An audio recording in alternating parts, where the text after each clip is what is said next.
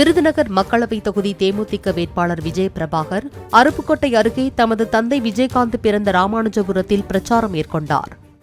ஏன்னா கேப்டன் பிறந்தது இந்த தொகுதி அருப்புக்கோட்டை ராமானுஜபுரத்தில் தான். இன்னைக்கு கேப்டன் இங்கே பிறந்து தான் மதுரைக்கு சென்று சென்னையில் போய் தலைவராய் நடிகராய் அப்புறம் மறைந்தார்.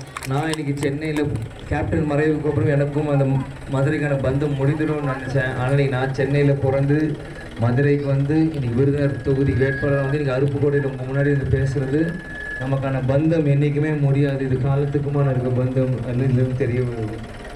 அந்த நெசவாளருக்கு நிச்சயமாக நாங்கள் என்றைக்குமே உறுதுணையாக இருப்போம். இந்த நேரத்தில் நான் சொல்லிக்கிறேன்.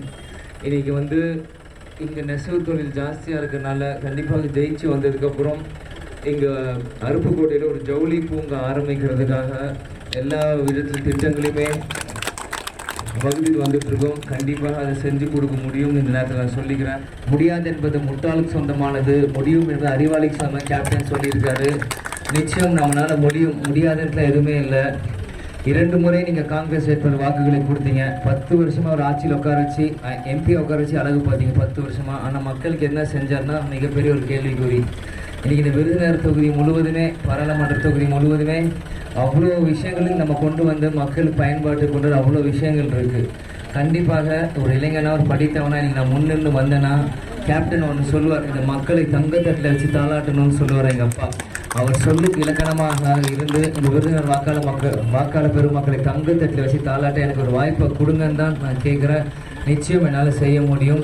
நெசவாளருக்கு என்னோட கண்டிப்பாக கடைசி வரைக்கும் அவங்களோட உறுதுணையாக இருந்து அவங்களுக்கு வேண்டிய அனைத்துமே என்னால் பெற்றுத்தர முடியும்னு நான் சொல்லிக்கிறேன். அதனால் நான் ஏதோ வந்தேன் போனேன்னு பேசுன்னு நினைக்காதீங்க. இது ஒரு சொந்த ஊர். என் மக்களுக்கு நாங்கள் பண்ணாமல் வேறு யார் பண்ணுவோம். அதனால் துளசி கூட வாசம் மாறினாலும் மாறும், ஆனால் துளசிக்குள்ள வார்த்தை மாற மாட்டான். சொன்னால்தான் நிச்சயம் உங்களுக்காக உழைக்க சேவை செய்ய கடைசி வரைக்கும் நான் போராட தயாராக இருக்கிறேன். அதுக்காக தான் கேப்டன் எங்களை விட்டுட்டு அவர் போயிருக்காரு. அவர் கனவை நிறைவேற்ற தான் இந்த விஜய் பிரபாகர் அரசியல் மேடையில் இந்த வயசில் வந்து இறங்கியிருக்கேன். இவ்வளோ பெரிய பொறுப்பு எடுத்திருக்கேன். ஆனால் நான் தனியாக இதை ஜெயிக்க முடியாது. இந்த நேரத்தில் மக்களே உங்கள் அன்பும் ஆதரவும் முழுமையாக முரசு சின்னத்தில் கொடுக்கணும் நான் உரிமையோடு உங்களுக்கு கேட்டுக்கிறேன். அதனால் மறந்துடாதீங்க. ஏப்ரல் 19 4ஆம் நம்பர் பட்டன் முரசு சின்னம்.